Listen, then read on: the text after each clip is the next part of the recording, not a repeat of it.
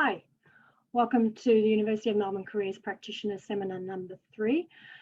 For those of you who know me, I'm not Wendy Holden, I'm Lois Carlton, and I'm going to be hosting this session today. Wendy was called away to a meeting and I've come in off the bench and hopefully I'll make a good substitute. Next. The University of Melbourne acknowledges the traditional owners on the land on which our campuses are situated, the Wurundjeri, the Boonwurrung, the Yorta Yorta Nation and the Dja Dja Wurrung people. We pay our respects to the elders both past and present and extend that respect to all Aboriginal and Torres Strait Islander Australians who have made a contribution to the life of the university community. I also acknowledge the traditional owners of the land on which our many guests are situated in every state and territory of Australia and New Zealand. Thank you. Today's program, third in the series of our Careers Practitioner seminars, is going to focus on careers in the built environment. And then we have a forum of spotlight on agriculture and food industries. The fourth session in this series is next Thursday. And in that program, we have a presentation from Melbourne Accommodation Program. We have a Bachelor of Commerce, a Bachelor of Science and an Engineering update.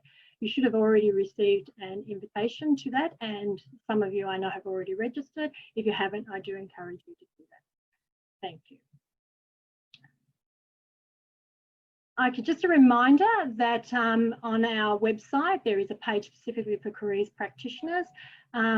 We have got 3 things there: the publication order form, which we are not having orders this year, but you can download your publications for the students, and recently the Access Melbourne and the scholarship publications have gone up there, so there's new ones going up all the time.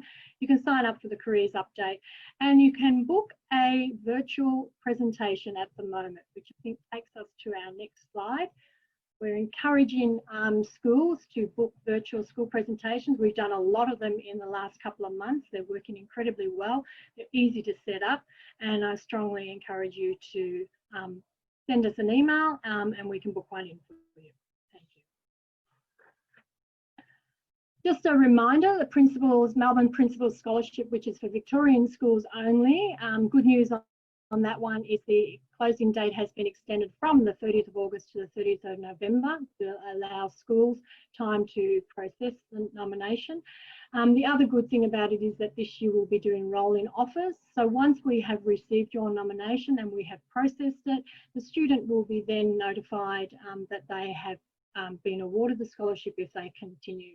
If they end up getting a place at the University of Melbourne. So great news for students, and it's a $5,000 one-off payment, so we strongly encourage you to do it. It's an easy thing to do.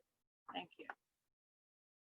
And of course, open day, undergraduate open days, virtual open days, they're coming up very, very soon. So Sunday the 5th and Saturday the 5th and Sunday the 6th of September. We have 381 events occurring over those 2 days. Registrations are now open. The program is now live, and there's a huge range of webinars, virtual experiences, live chats, information sessions, panels. We encourage you to register and to get your students to register for Open Day. Thank you. Following on from the undergraduate open day, the following weekend is graduate open day. So graduate open days on the Monday the 14th to Thursday the 17th of September. These obviously are going to have a graduate focus. Your students and yourself may still find these incredibly interesting. Once again, webinars, virtual experiences, live chats and information sessions. You can register for updates. The program has not gone live for this one yet. Okay, so I am now pleased to introduce our first speaker. And this is Professor Brendon McNiven, who is the Enterprise Professor in Architectural Engineering, and he is going to present now on careers in the built environment. Thanks very much. First slide. So yeah, as said, my name's Brendon McNiven. I'm an Enterprise Professor in Architectural Engineering in the Melbourne School of Design at Melbourne University. So an enterprise professor means that I came from industry. I spent 30 years working as an engineer, but in the built environment on architectural buildings, so with a lot of architects. I'm now working at the university, teaching into the architecture and some of the engineering subjects as well, and looking after that master's degree. But there's a lot of different design degrees under the Bachelor of Design. That's the entry degree into architecture, engineering, landscape, urban design, a whole lot of different things. Next slide. So that's sort of a picture of what architecture might look like on a building. It's very evocative and emotional. It inspires people and makes you feel things about the space. Next slide. And that's really what engineering looks like on buildings. So engineering is all of the technical things behind buildings. So buildings need to be designed to stand up under wind and earthquakes, carry vertical loads for gravity. They need to heat and cool spaces and make people comfortable. Next slide.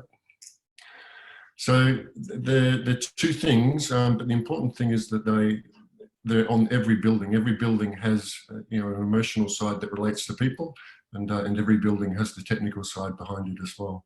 Next slide. And my real passion and interest is the fact that they're very different. So, and it's very similar to the human brain, where the left hemisphere of the brain is quite good at manipulation of data, categorization. So it will actually take a big picture and subdivide it into bits of information that can be managed. It's good at mathematical functions and language and those sorts of things. The right side of the brain is big picture thinking, so it sees everything in all its detail. It's very good at picking up patterns and emotions. So it picks up things like music and things that aren't said in sentences to put emotion on top of things. So they're very different, and it's hard enough getting those things to work together in one head, let alone working together on project design teams in industry. Next slide. But it's very important that they're done together, because buildings need to provide function for society. But in these days of climate change and everything else, it's really important that they are efficient in terms of energy consumption and everything else. And so architectural engineering is really a rising field in terms of that. Next slide. I love this slide just because architectural engineering has been with us right back from the days of the cathedral. So the person there in the middle is probably the stonemason, the architect, the engineer. He does everything on the job. The one on the left is the monk, so that would be the client with their new cathedral or church being built, and the person on the right is probably the building authorities and regulatory people, waiting there to punish people who do something wrong on the job. So it hasn't changed a lot in hundreds of years. Next slide. And that's what they used to achieve. That's the inside of Notre Dame Cathedral, and it's an amazing space. Those spaces were designed to be uplifting to people. So to make them believe in higher forces and higher orders. Probably designed to be intimidating a little bit as well to people, because the church was a seat of power. But they're very good examples of where architecture and engineering come together to be designed in the same way to produce something absolutely incredible as a final result. Next slide. These are some modern examples. So this is the Sydney Opera House, which is really the seminal project for architectural engineering. It really started in modern day era, where Jornotson, the architect, and Uwe Arup came up with the idea of building the geometry of the shells out of a great circle, and that let them be built, and it let them actually achieve both sides. They were able to be analysed technically by the engineers, and that produced a fantastic architectural effect as well. Next slide. This is probably my favourite project in terms of architectural engineering, and this is the Beijing Water Cube, the Olympics in Beijing. And this is an incredibly efficient swimming pool. So the structure you can see in section there on the right is a very efficient structure. It's modelled off soap bubbles, which happen to be great at resisting large lateral forces like earthquakes. And then you can see the sun coming through. It's essentially one big greenhouse. So in winter, it absorbs all of the sunlight, and it draws in, there's a thermal chimney, what's called a thermal chimney there on the left. The air comes in cool, and then it gets heated up by the sun and collects up at the top, and then they pump that hot air back into the inside space to actually heat the pool. So it's absorbing and using probably 80 to 90% of the sun's energy. And then in winter, when it gets hot in Beijing, they just change their mode of operation, and they open up vents, and they actually pump all of the hot air out, and the cool air comes into cool the space. So it's a very efficient, passively designed facility that reduces carbon dioxide and greenhouse gases. Next slide. And that's an example where it hasn't been done so well. So this is an apartment building in Chicago. That's a thermal heat image that you're looking at there. So the orange bits are the apartments on the inside where people are paying a lot of money to heat their spaces and using a lot of energy and, again, greenhouse gases. And the purple you can see is the balconies. And so the balconies are taking all of that heat and basically dissipating it out into the cold outside air. So what should have been done there should have been a thermal bridge, thermal isolation built into those apartment balconies, so it kept all of the heat on the inside. So all of those apartments are paying a lot of money and using up a lot of carbon dioxide that's just going straight out into the atmosphere. So they're things we need to do better on. Next slide. So the built environment is everything you can see there on your screen. Buildings, pipes, cables, the whole lot. And I love cities just because they're complex and they're really interesting places to be. But it's all physical infrastructure, but at the end of the day, it's all design as well. So what you're really looking at there is a matrix of design that's overlapping and interacting. It's dealing with people, it's dealing with physics, it's dealing with thermodynamics. It all sort of happens together through architecture and engineering. Next slide. So I thought I'd take you through a couple of projects, and this is a slightly shorter version, so I'll concentrate on two, a small one and a large one. Next slide. So this is M Pavilion in Melbourne. It's the smaller project. This is a pavilion that gets built every year in Melbourne. It's a different pavilion every year. They then donate it to a different institution around Melbourne and move on and design a new one the next year. This is one by Amanda Levette Architects in the UK, and Arup, who I worked for in Melbourne. And it's basically a space where people can come and talk and present. Next slide.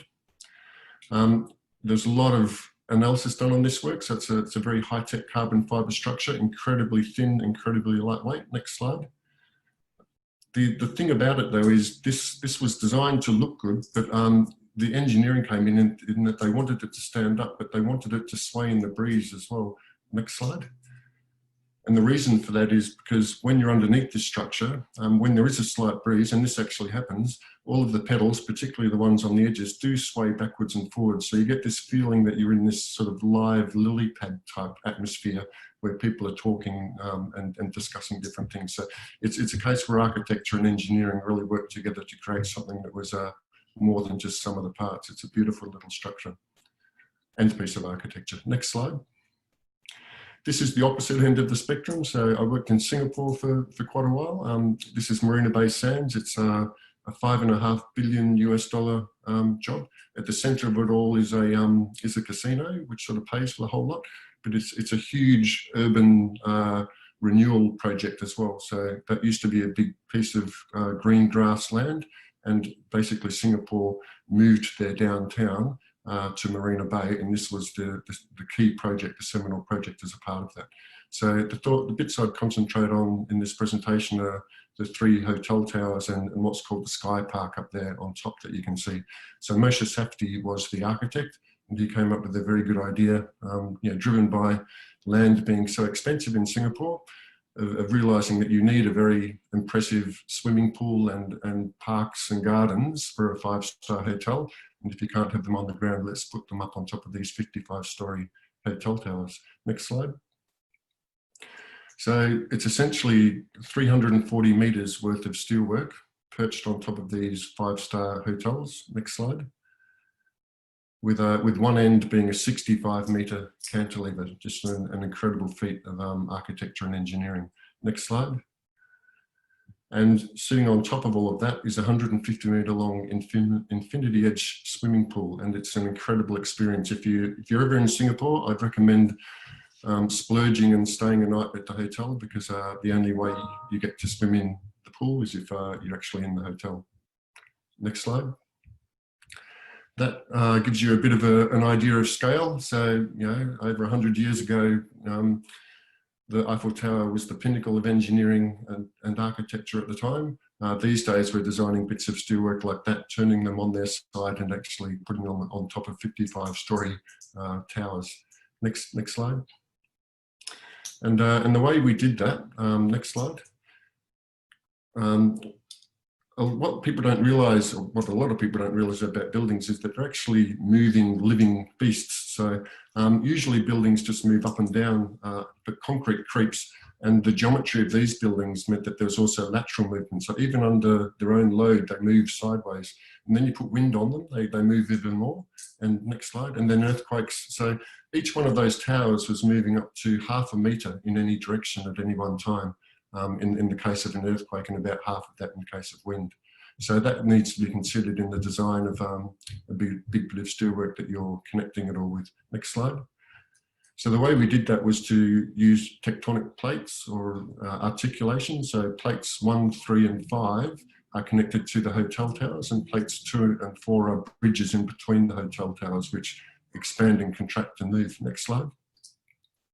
So you remember that there's a swimming pool on top of that. And so with those joints opening up and closing like you're seeing now, the way that we overcame that was to build these big C-sections which basically sat on those little vertical members you can see are basically heavy duty rubber, like windscreen wipers, just trying to keep the water in. But it doesn't, it permanently leaks, and so the water that leaks gets collected in the gutter and pumped back into the pool. So, you know, we could actually have that swimming pool running over these joints, opening or closing up to 0.5 metre. Next slide. So that's the pool just as it was starting to be filled. So the people there in the middle are standing on one of those C-sections. So it's a 150 metre pool, but you can't swim the 150 metres, or if you do, you'll probably bump your head on one of those as you get to that point. Next slide. Next slide.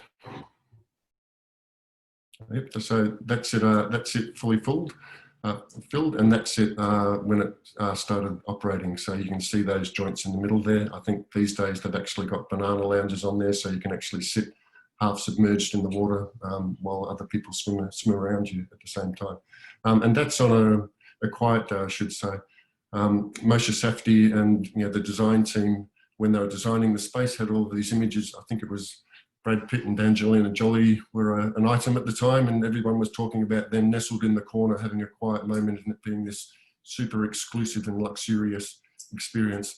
The reality is that Sheldon Adelson, who's the head of Las Vegas Sands, wanted it to be exposed to many people as possible.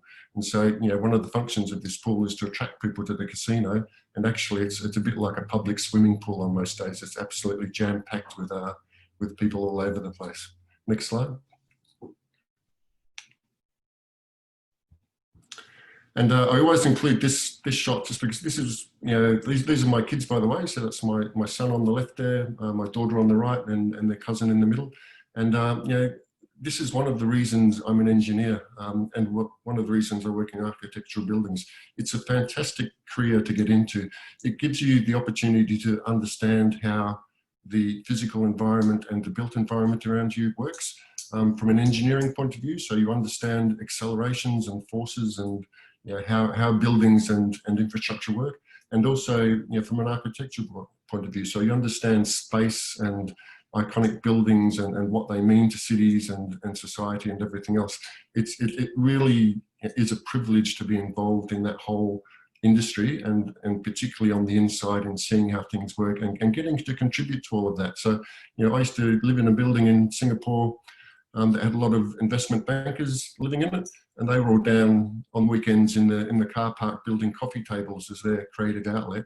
And I was going backwards and forwards to this, $5.5 billion project, which was just absolutely incredible. And that's my career of 30 years. The cities I've worked in, engineering and architecture are great professions to travel with. I've worked in Hong Kong, in London, in Singapore, and all around Australia. And every place I've worked, I can point to things that I've had small parts or bigger parts in being involved in actually making happen. And so that it brings a lot of satisfaction and a lot of enjoyment. Next slide. So that's the Singapore skyline. And so I was also lucky enough to be involved in the design of the Singapore Flyer on the left and the Double Helix Bridge in the middle there.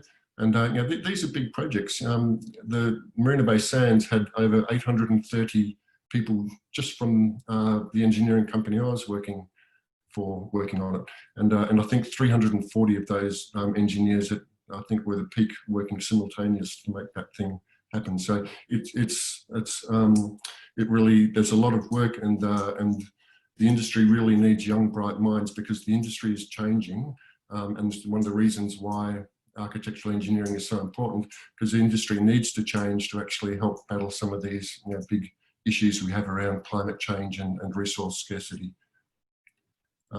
Next slide. And that's a finishing slide. So thanks for listening, and I'm happy to take any questions if you wanted to send them through whatever method. I think there's actually a Q&A function there somewhere.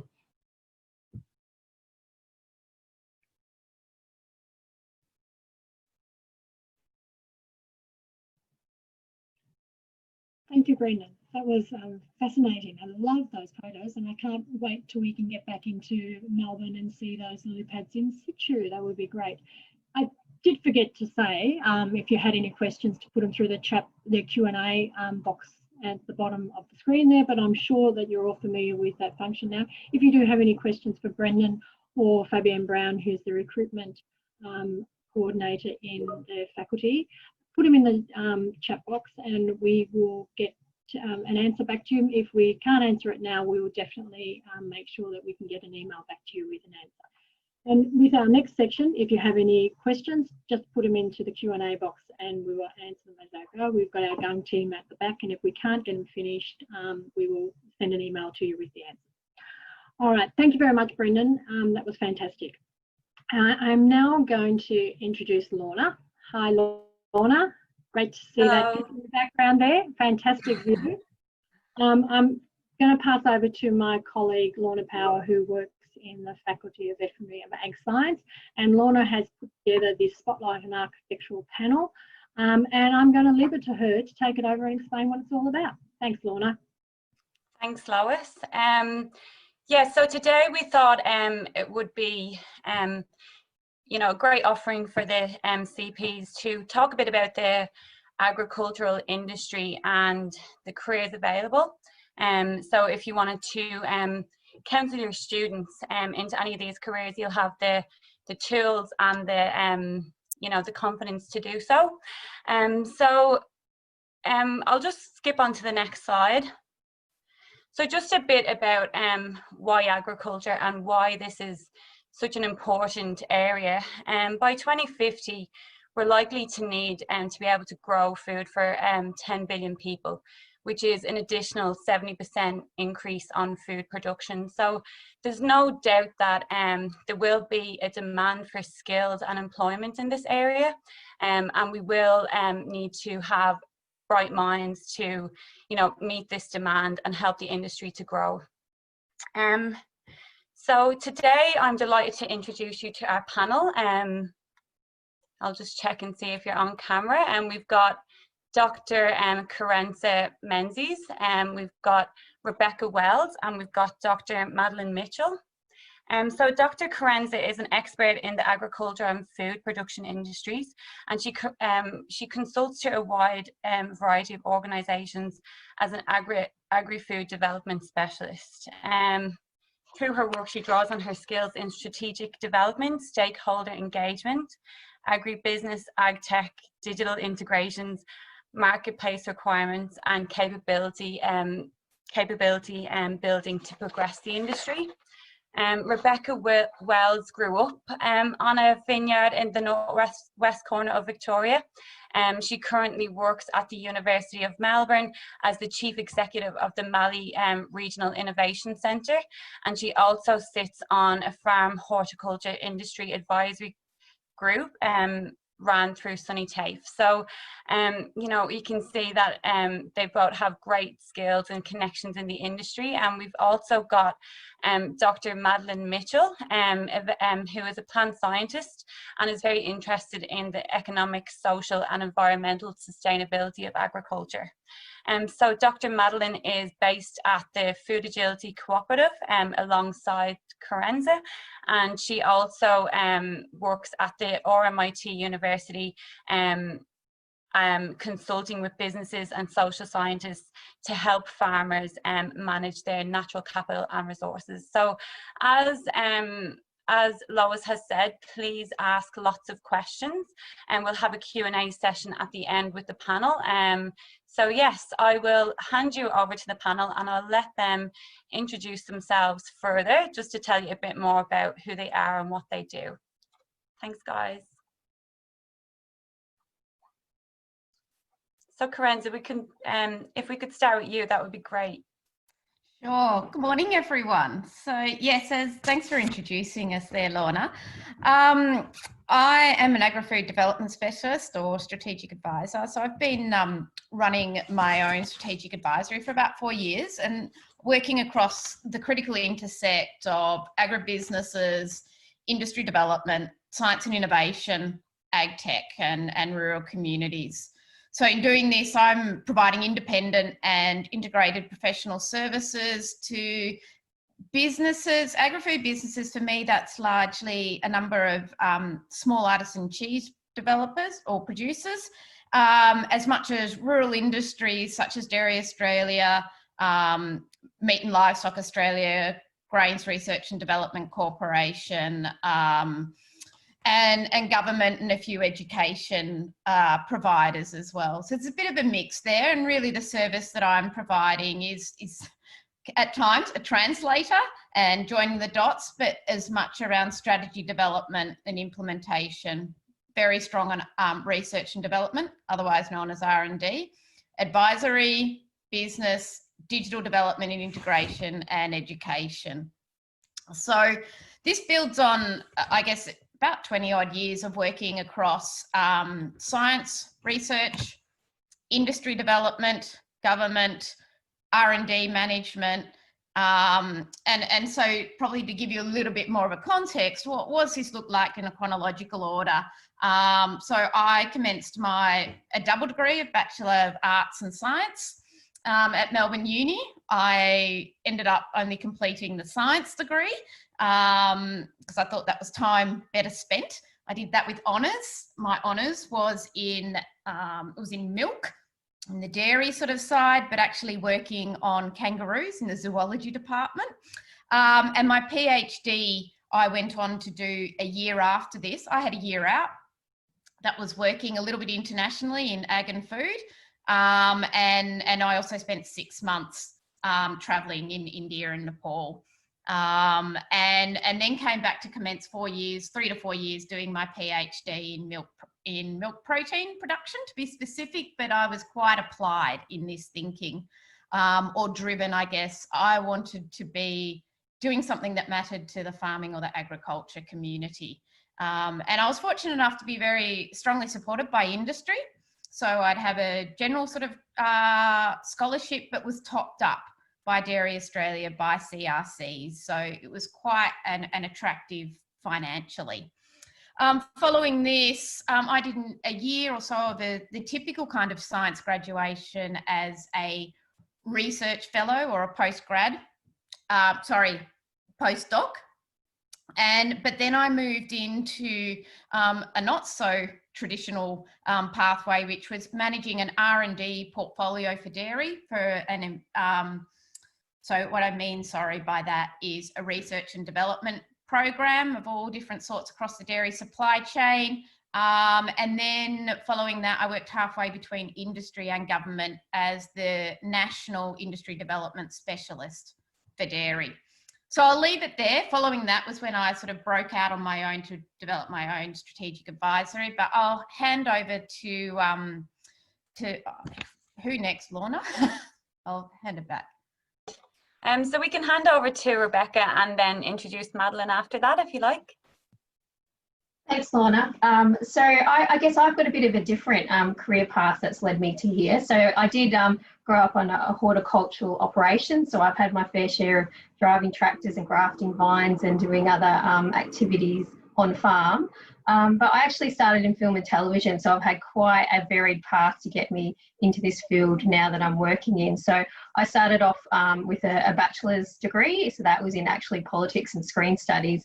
And from there went on and did a master's and then an MBA and also I'm a graduate of the Australian Company Directors course. So I've most recently come back into, I guess, the agricultural area through working with the Australian Table Grape Association. So that was the role I had with them before stepping into this role with the Mallee Regional Innovation Centre. So I think when I started out, I never thought that I'd be working at Melbourne Uni in the Department of School of Engineering. So that's, I guess it just shows that you can end up not where you think you're going to start. So I think that's always encouraging to share with those stories you talk to when you speak to students. I've also had some time on a local careers association board committee as well. So I understand, you know, that engagement you have with the students. So you guys, you know, do a great job with that. So just, I guess, to give you a brief overview of what I'm doing now with that connection into horticulture, the Mallee Regional Innovation Centre is fairly new. We're actually based in Mildura, so that's where I am, in Mildura. We have 4 areas that we look at. So that's horticulture, water, energy, and the environment. So we do research and development, and we have a number of projects. We have PhD students and all sorts of things on the go. So we've only been open 6 months, but we've got a lot of activity that's happening. So plenty of things that we can talk about today that will hopefully be of interest, especially ag tech and big data and things like that. Thanks. All right, my turn. Hi everyone, I'm Maddie. So I'm a plant scientist by training, and I grew up in Bendigo during the Millennium Drought. And from there, I kind of just had this really strong sense that I wanted to do some work that would support that sustainability of agriculture, because I could see how important that was for the regional and rural communities. But it wasn't a very direct pathway. And I suppose for me too, with this kind of careers talk, I mean, at no point along the way did I have a sense of this is where I would end up. But this is the story, and this is how I can tell it from this point of view. So I ended up doing art science at Melbourne Uni, like Karensa. I too only finished the science degree because I decided I really wanted to do something practical. And so I ended up going into plant sciences because I could see the importance for agriculture. And I really liked uni. I loved studying. And so I ended up doing a PhD in plant sciences. And then continued working at CSIRO Agriculture and Food for 5 years after that. And so during that period, I was doing straight for basic and applied plant sciences research. But I always wanted to have that link to the sustainability of agriculture. So I was developing new crops that I thought would be beneficial for consumers, for farmers, and for the environment. And so one of those was actually featured on Landline not that long ago. So that if you look up CSIRO coloured cotton or CSIRO no iron cotton, that was some of the work that I started. And that was really fun. I really enjoyed that, and particularly with the cotton project, you can see I got to go out and visit the farms as well. But that's really long-term kind of research, and I decided that I wanted to do something with more immediate impact, particularly given the pressing problems we're facing around climate change and food security. So I ended up finding this role, which turns out to be, it's a wonderful fit. So at the moment, I'm using my background in plant sciences and in agriculture, as well as my arts background and my science communication skills, to look at the ways we can support farmers to manage their land in ways that will benefit the whole community of Australia.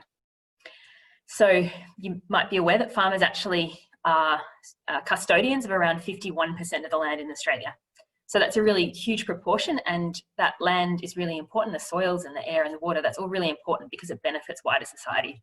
So it gives us things like clean water, it supports biodiversity. So it's not just about producing food and fibre, which are obviously also important for us. So as I said, I'm now using these broad skills. So I'm engaging with the finance sector, various levels of agribusiness, ag tech, producers themselves, really, really broad engagement, trying to understand and develop tools and systems to allow us to value nature in the same way that, to do so-called natural capital accounting. So look at the natural resources on the farm and value them in a similar way to the way we value other assets. And that's a really exciting place to be right now. Amazing. Thank you all for the great introductions. So I just thought that I would, maybe we would start about talking about the changes in the industry, so changes that you've seen throughout your careers, and where you kind of predict that the industry is heading. So yeah, I'll just hand it over to you guys. I can probably start with that one. So I kind of started to touch on this earlier. I think the really, really big thing for agriculture right now is how we can produce more using less. You know, we need to be really, really smart about using our resources. Lorna introduced it. We have this population boom, and we need to be able to feed and clothe all those people, but in a way where we, you know, reduce, halt, and ideally reverse that environmental degradation.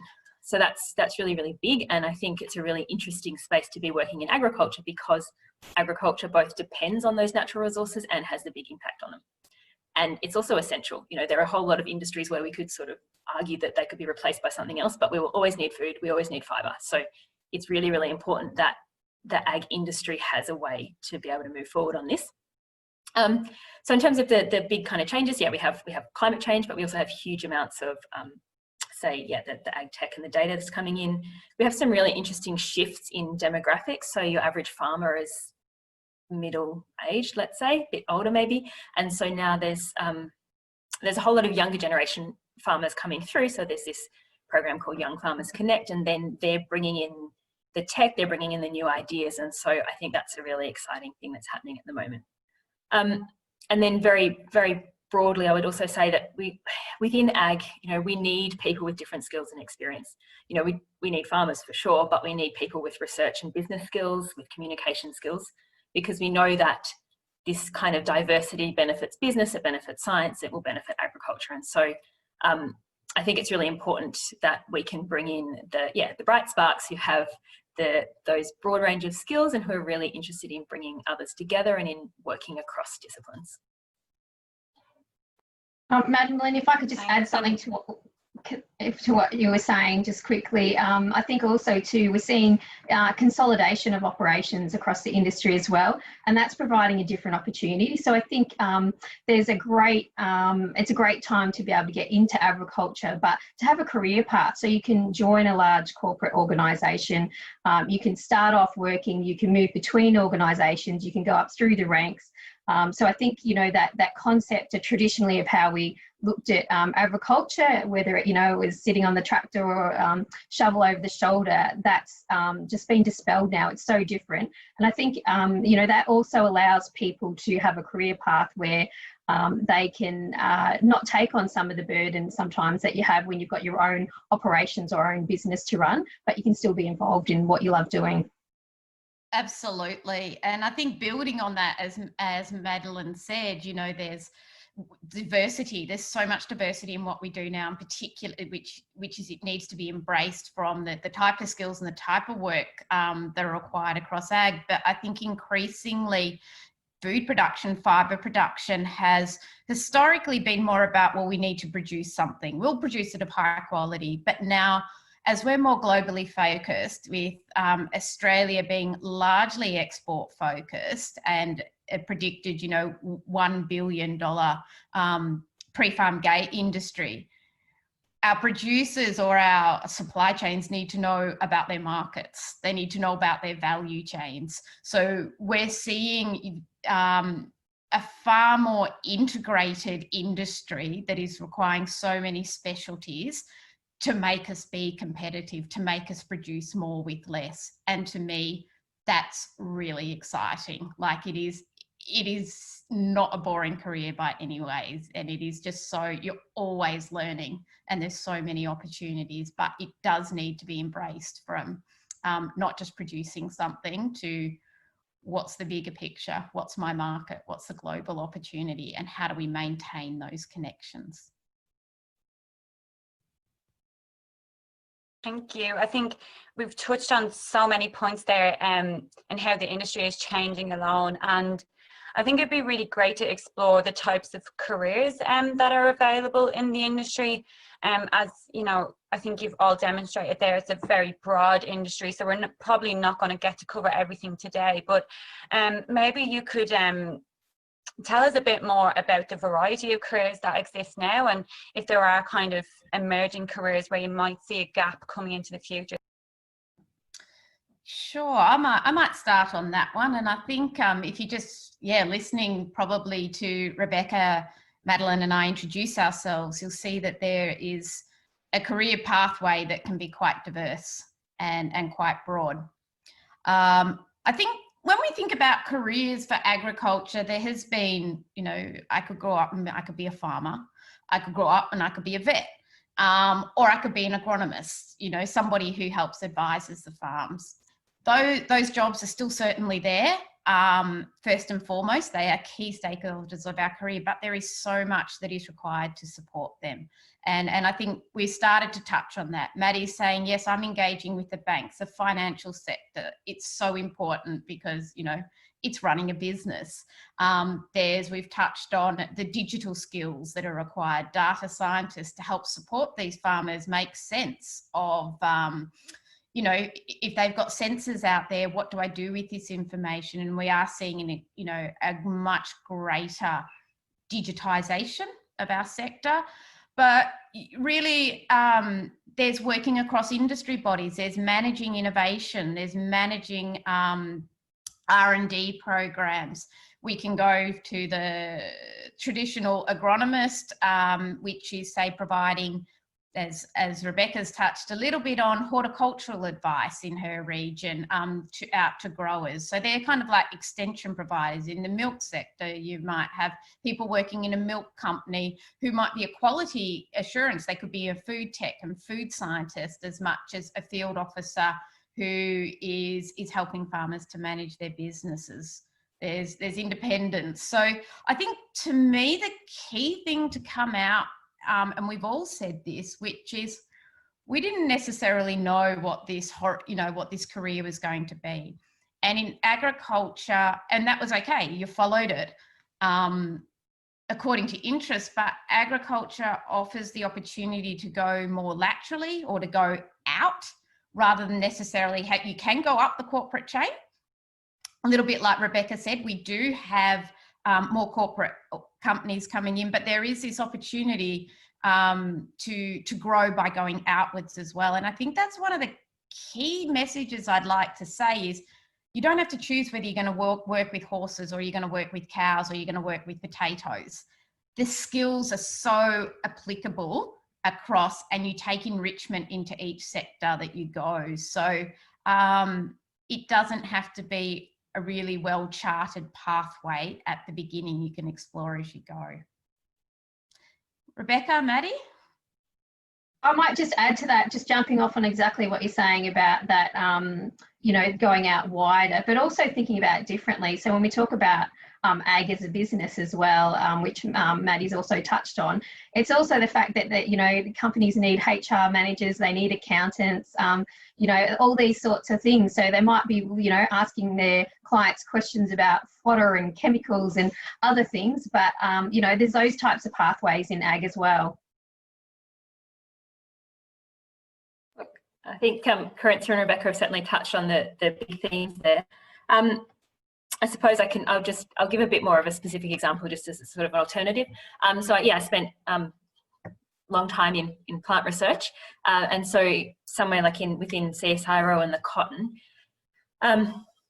CSIRO, 100% of the cotton grown in Australia comes through CSIRO breeding programs. And so just within that, what seems a bit niche, the CSIRO plant sciences based on cotton, you've got people working all along the supply chain and working across that value chain. And so looking at pre-breeding and breeding, say for drought resistance, for pest resistance, things like that, looking at how to manage that crop once it's in, then, looking at all of those, conditions right up to post-harvest and what you can do with the fibre after that. And so I think that, like I said, just within that what seemingly, narrow cotton research area, there is actually a huge amount of room for exploration and specialisation.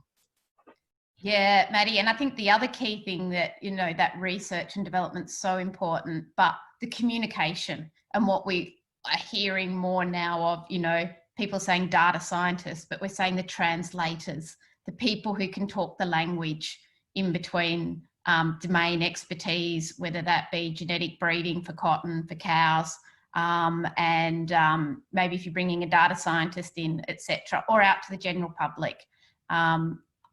It's, I think, a really exciting career that is emerging now through the universities. I actually, Karensa and Madeline, I went to a presentation by one of your colleagues before, and I think one thing, it was to a group of school students, and she went through the range of careers available in the industry, and that's what really captured my attention, to see how diverse they are. You know, as you all say, you could work in HR or marketing, or you could have those more hands-on roles. But she said that, you know, one thing that she does find that attracts young people into the industry is the fact that they can work in beautiful rural settings, while also having, like, using, you know, the skills and the knowledge that they generate through university to do their role. So I think that's a really big selling point of a career in agriculture as well. And the people. Yeah. They're all amazing. It's friendly. It's a really friendly, encouraging environment.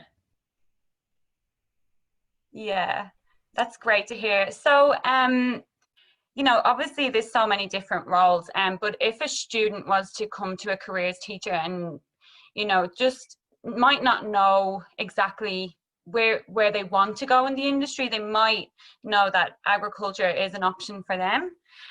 What skills should they develop, and, you know, to kind of give them the best chance they have at you know, choosing a career within the industry. So if a careers teacher was to advise them about their skills, you know, what?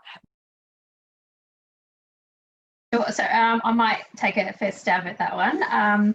I think, you know, again, it's a range of things depending on the interest of the student and what they're looking at. So soft skills is something that it may seem surprising, but is actually quite essential. And as both Madeline and Karensa have said, that communication element. So being able to go out and talk to farmers and talk to, you know, other companies, organisations, government. So that communication element is quite important, you know, in terms of that, I guess, being able to verbally communication. So, you know, there'll be opportunities with presentations and things like that at schools, but also those written skills. And it may sound surprising, I've had lots of conversations too with organisations that are trying to have managers to come in and manage a team of people in an agricultural setting, but they talk about that lack of soft skills. So they talk about even, you know, email correspondence and what's appropriate and what's not. So there's probably a range of things that you don't sort of think about as skills, but they all feed into it. So, and then you know, leap off on a range of things then. So in terms of, you know, if you're looking at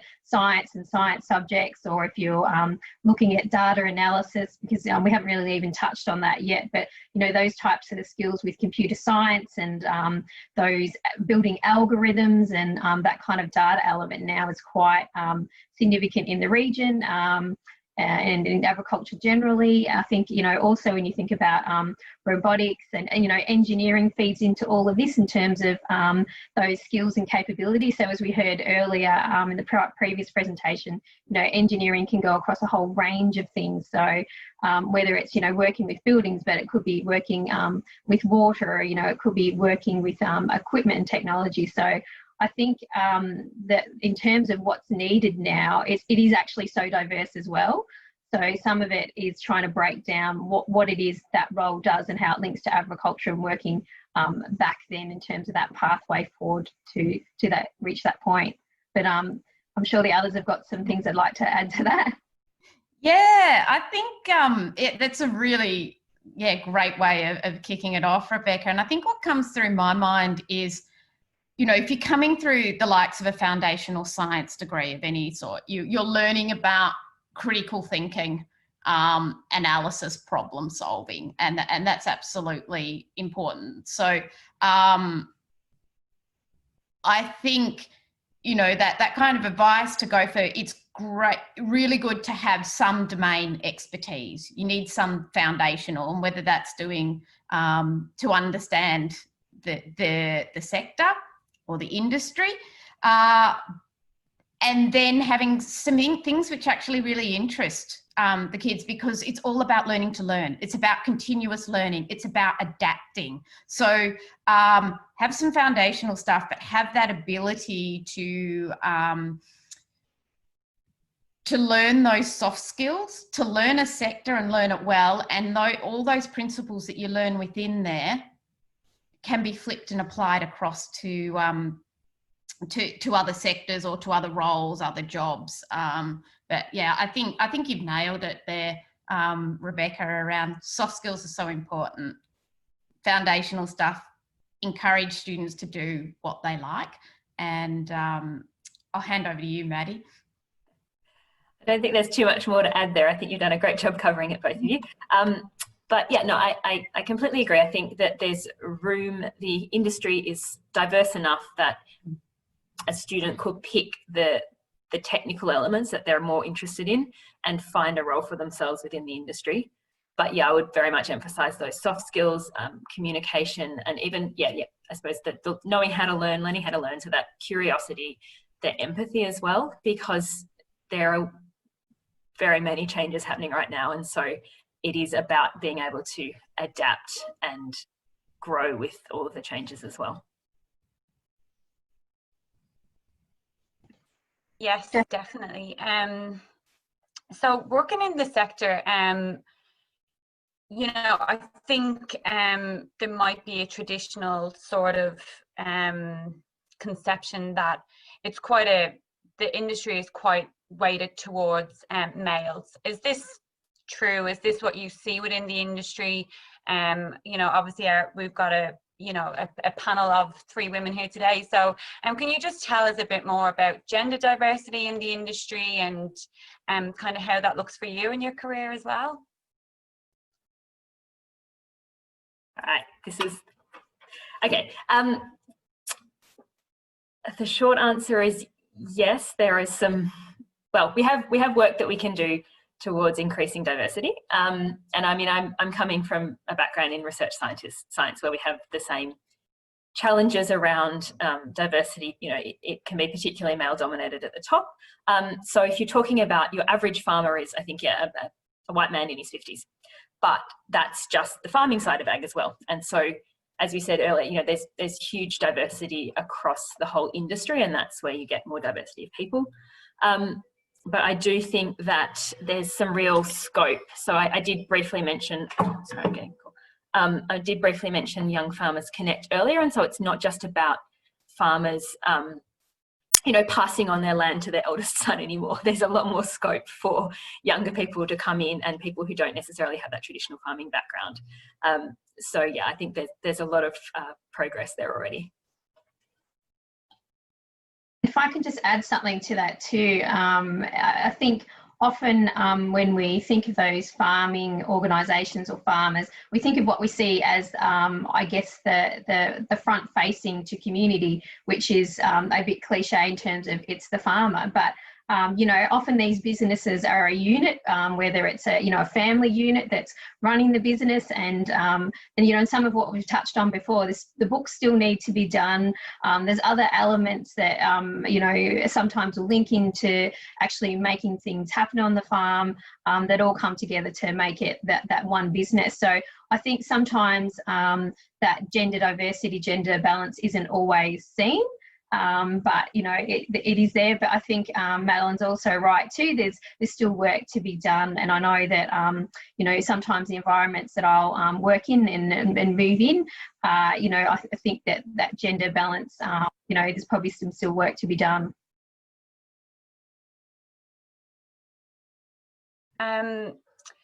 So in terms of high school students who are thinking about their career in general, they might not exactly be thinking about a career in agriculture just yet, or they might not know, you know, the range of opportunities that are available.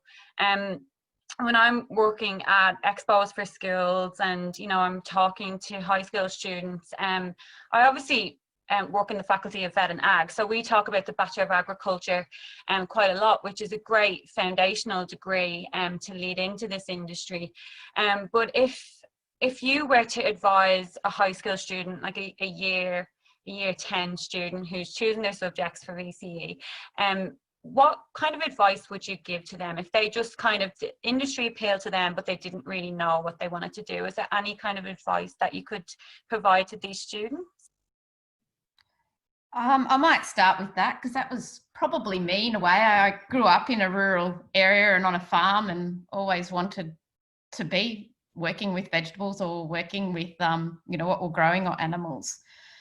And I think, as we touched on before, it's, if you're interested in that area, it is about tapping in and having a go and finding out along the way what you like, what stimulates you, what are the subjects that you're liking at school. I sort of guessing that if you're interested in that area, it might be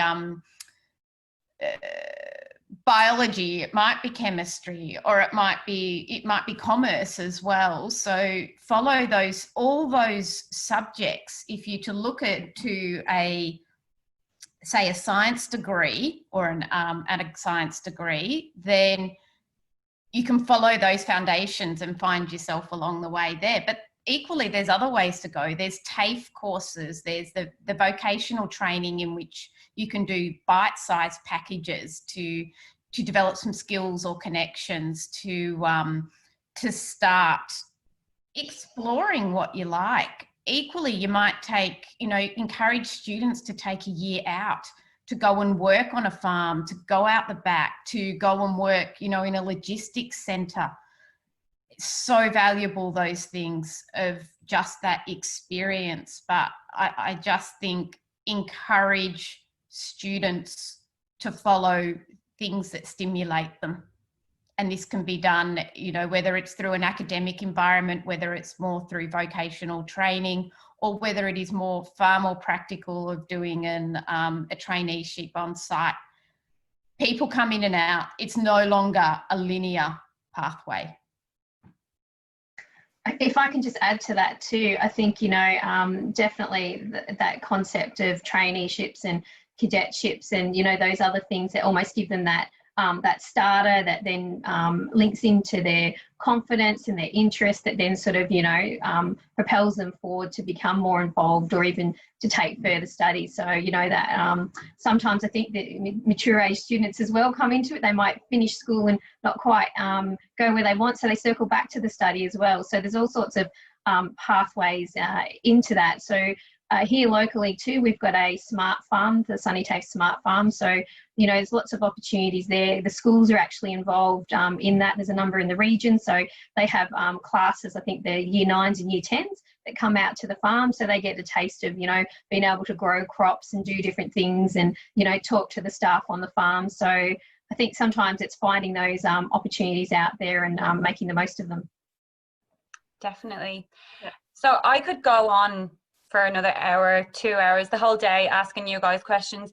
We would love for the careers teachers to pop some more questions into the Q&A, and we will have a bit of time for that in a moment. I think, Madeline, were you about to jump in there? I'm not too sure, but if anyone wants to add to that question. I was just going to add a little bit to that, and that's that in year 10 I did work experience in graphic design, and I discovered that I did not like doing graphic design on a computer. Up until that point, I've been doing it by hand, so that was a really important thing there. So part of that, I'd say, more than the specific subjects, you know, choose what you think you like, what you think you might be good at. But I think it's really important to develop that self-reflection as well. You know, so along the way, you kind of go, is this still working for me? Like for me, it wasn't graphic design. And so that's really important too, because it isn't just about, you know, picking a career and working your way through anymore. It's around looking at yeah, I suppose the true diversity out there, and maybe moving sideways. Exactly. And just so the careers teachers who are listening in today are aware, Karensa and Madeline are happy to do presentations for your students if you do have a group of students who are interested in careers in agriculture. So I'll provide you with those the details at the end of the session. Yeah, so we do invite some questions in from the participants.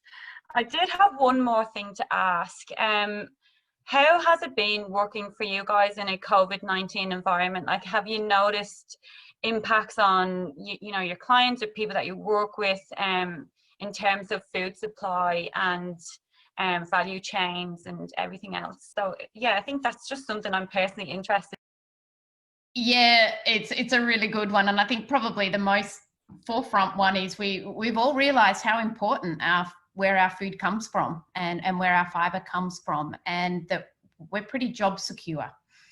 And that is one of the bigger things, I think, that most people that we talk to in our sector. There are certainly aspects which are being challenged. Universities as well are a key one in that research. Agriculture, I think, and food production is adaptable by nature, and that's what we're learning. Certainly our supply chains have been disrupted, logistics and all these sort of things, and it's some work that I've been, you know, personally quite involved in how do we better build resilience to withstand these compounding kind of stresses of bushfires, geopolitical trade wars or barriers, and pandemics. So it's shown the strength of the industry. It's shown that we have some weaknesses, but overall, I think we're gearing up to be a bit better, hopefully, than before. I might just add to that too. I think creating some opportunities as well. So I'm on a tri-state border region. So we've got 2 borders shut to us at the moment. So, you know, there's challenges in getting workforce at the moment. So, and I think, you know, as earlier touched on, you know, regions are now becoming even a more appealing place to live and work and undertake activities. So, you know, I think there's definitely an avenue there that will bring other people into the industry that may not have seen it as something that they wanted to be involved in before. In our region, we've done a skills demand profile. So we actually have a sense of agriculture, what the types of skills that industry want and how many workers are going to be required over the next number of years. So, you know, I think it's, you know, it's really exciting. There's going to be a lot happening. I think coming out of COVID, as Karensa said, you know, there's strengths and weaknesses that have been seen, but also too just watching how industries and farmers are adapting and working together to do what they need to make sure that, you know, the food's getting through those supply networks and to everyone has been amazing. And I think the bigger thing that you're touching on there, Rebecca, is we've all learnt to work so much more remotely. So that flexibility and that opportunity to still be logging into, say, half a corporate role while you're in the region is just going to be so much more, or vice versa, so much more attractive to so many people.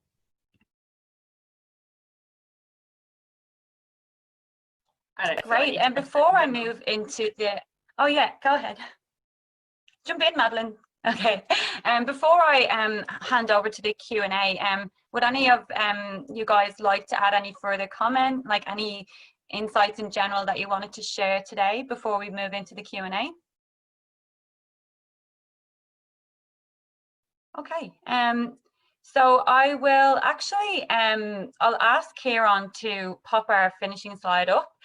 We've had a question about how our careers teachers can get in touch. So feel free to take down the panelists' emails, and, you know, Karensa made a really great point in one of our meetings that we work as a network. So if there's anything that, you know, if you send through a request or you're looking for extra information, there's definitely people that the panel can link you in with, or they can come and, you know, support your students themselves. So I'll move into one of the questions that we've had, which is from Alan Ship. And he wants to, he said it's great to hear about all the different career directions and changes that students can make. But what is the preferred place to start for a scientific career in agriculture? I can provide a course kind of advice point of view. I suppose a student could, you know, study a Bachelor of Agriculture or a Bachelor of Science, but I'll allow the panel to speak to that also, because, you know, you've kind of been there, done that. Yeah, I can answer that one. So yeah, to begin with, yeah, Bachelor of Ag, Bachelor of Science, both would be really valuable. It depends what sort of research career you want. So for a traditional, say, academic research career, or a research career where you're aiming to be more independent, then you do tend to need a PhD, particularly for the academic path. And so that path is bachelor's degree, honours, possibly masters, depending on how the degrees are set up, and then a PhD. So that's, you know, the 3 to 4 years of independent research. And then, you know, depending again where you want to go after that, then it's a postdoctoral position, et cetera, et cetera. But there's a whole lot of positions. There are positions available where you don't need the PhD, where it's around, say, you know, working as a research technician or research assistant, or even a plant breeder, and there's other roles within that as well, depending on what you're after.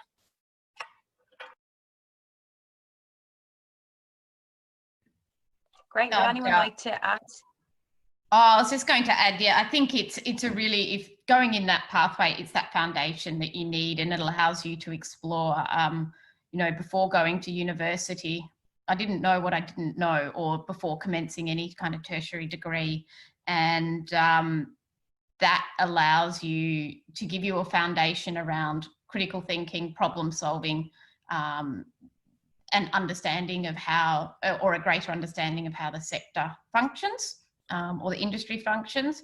And it's probably worth highlighting as well that increasingly we have relationships or partnerships or sponsorships that come in many forms between university and and industry. So from those more applied, you might be working in the likes of Bosch, doing a PhD or doing some research and still hooking back into the university. So range of opportunities there.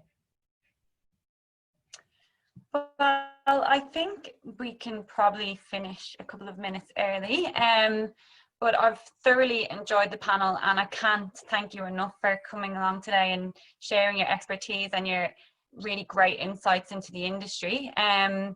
Just like to remind all of the careers teachers that we will be running sessions on Open Day in ag and, you know, different parts of the industry that might appeal to your students. So thanks again, Karensa and Rebecca and Madeline. That was great.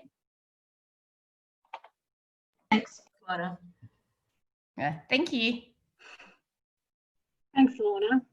And thanks, panel. That was absolutely inspiring. And if I could clap, if you could hear me clapping, I would be clapping, and I'm sure the audience would be too. That was just terrific, absolutely. I think I need to go out and start a new career in agriculture. Okay, next slide. Thanks, Kieran. Thank you. All right, so we've come to the end of today's session. Just a reminder that the fourth one in this series is next Thursday, and we've got the accommodation, commerce, science and engineering updates. Do hope you can join us in those ones. Remember that you will be getting a survey response to this shortly after this, probably tomorrow, and also we'll have a link to the recording. So if you haven't been able to watch the whole session, you can actually log in later and watch it again, and then you'll get a copy of those slides that are there. Thank you, Kieran. Is that my last slide? And that's our last slide. Once again, thank you for joining us today for our Careers Practitioner Seminar. I hope you got a lot out of it, and we look forward to seeing you next week virtually, and hopefully some not too distant future that we might actually see you in person. Thanks very much.